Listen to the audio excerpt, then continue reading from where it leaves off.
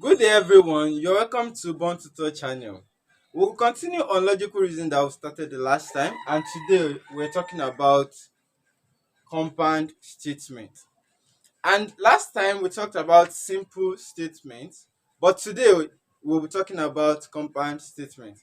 And compound statement simply means the combination of two or more simple statements. And there are many ways you can combine two or more simple statements together, and that is what we'll be talking about today. And the first type of combination that we have under compound statement is what we call conjunction statements. We have conjunction statements. And this conjunction statement use the word and to combine the statement together. That is, use the conjunction and to combine the two statements together. And it's represented by saying statement A is in conjunction with statement B. So let me give you an example. Statement A says Nigeria is in Africa. And statement B says Nigeria is the giant of Africa. So if you want to write the conjunction statement of A and B, that is your A in conjunction with B, you will say Nigeria is in Africa and giant of Africa. That is, you combine the two statements A and B together using the conjunction and. So you now have it to be Nigeria is in Africa, that is the first statement, and giant of Africa, which is the second statement. And that is how you use the conjunction and. Let me give you another example of how you can use the conjunction and to form a conjunction statement. So let's say statement A says Abuja is the capital of Nigeria. And statement B says Abuja is the largest city. Abuja is the largest city. So your statement A conjunction with B will say Abuja is the capital of Nigeria and the largest city. And this is how you add the conjunction statement of A and B. Now to assign the value for the conjunction statement. You know, Abuja is the capital of Nigeria. It's true, because Abuja is truly the capital of Nigeria, which means this statement is true. And also, Abuja is the largest city, which is still true, means the other statement is true. So, since the two statements are true, the conjunction statement of the two of them also will be true. But if one of these statements is false, automatically the conjunction statement also will be false.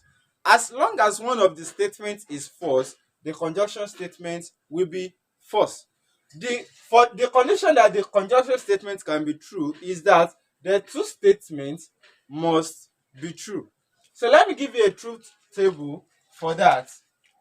Let's say you have statement P, you have statement Q, then you have statement P conjunction Q.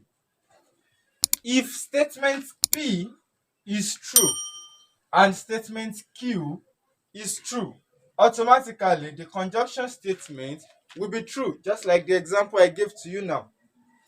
But if statement P is false and statement Q is true, automatically this statement will be false. If this statement is true and this statement is false, please let me demarcate it like that, and this statement is false, this statement also will be false. But if this statement is false and the other statement also is false, this statement also will be false. That is, for a conjunction statement to be true, the first two statements must also be true. So if one of the statements is false, the conjunction statement also will be false. So that's all about conjunction statement. If you have any example you want us to talk about under conjunction statement, please don't hesitate to drop it in the comment section below. So let's go on to the next statement under compound statement. Another statement we'll be talking about is called disjunction statement. And disjunction statement is combined together using the word or. And also it is represented by saying, let's say P in conjunction with Q. This is how you represent it.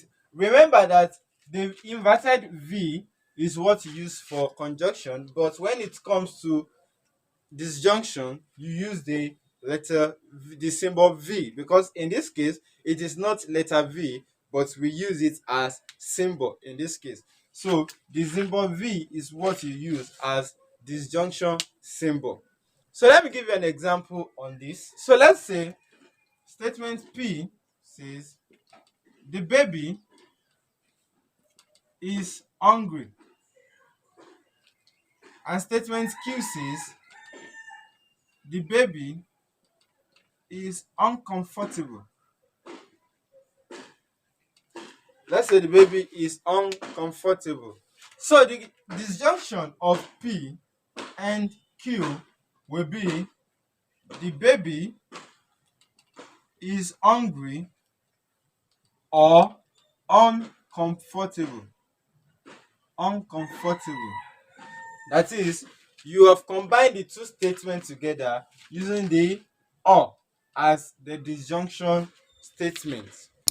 So, and condition for this disjunction statement is that one of the statements just need to be true. As long as one of the statements is true, your disjunction statement also will be true. So we don't know the condition the baby is, because this is a question.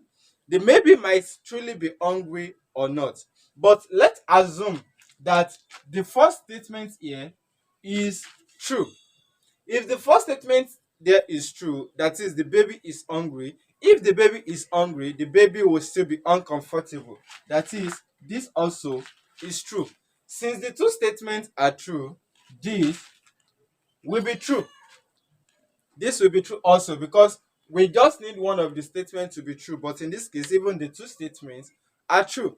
So let's say the baby is not hungry but actually feeling uncomfortable, maybe due to the position the baby is. The baby is uncomfortable but the baby is not hungry, which means this statement here is false. The baby is not hungry but truly the baby is uncomfortable, maybe due to the position the baby is.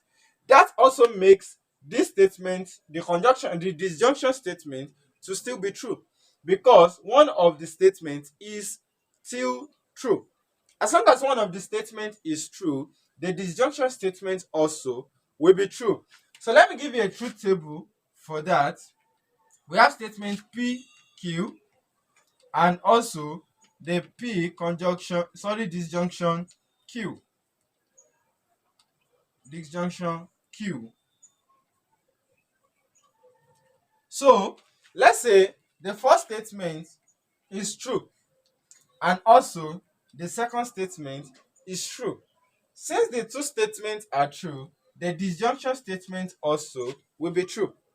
So let's say the first statement is false and the second statement is true. As long as one of the statements is true, this disjunction statement also will be true. If the first statement is true but the second statement is false, since one of them is still true, the disjunction statement will still be true. But if the two statements are false, then the disjunction statement also will be false. As long as the two statements are false, the disjunction statement also will be false. For the disjunction statements to be true, one of the value just have to be true. As long as one of them is true, then you have the disjunction statement to be true. And that's all about the two today. We still have some other examples under disjunction statement, and we'll talk about that in our next video. So thank you for watching this video from the beginning. I still remain your tutor, Born Tutor. Don't forget to like this video, on your notification bell, and subscribe. Don't forget to share. Thank you very much.